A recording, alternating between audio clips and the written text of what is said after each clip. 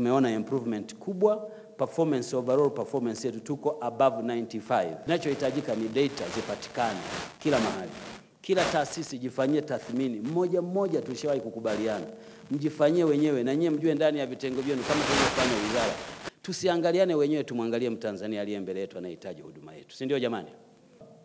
Mjenge huu utamaduni kuufanya kuwa sustainable, usio utamaduni wa mtu. Na ndio maana najizuia sana kujinasabisha na jambo hili. Jengeni taasisi yenu ya kuwa na utamaduni. Watu wengine wajifunze kwenu. Niwaombe, tuna mambo mengi ya kufanya.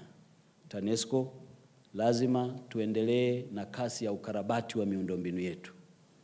Ni lazima tutafute vyanzo vipya vya umeme.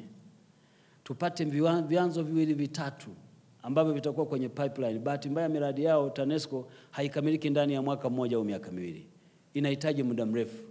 Kama hatufanyi sasa hivi, hatutaifanya.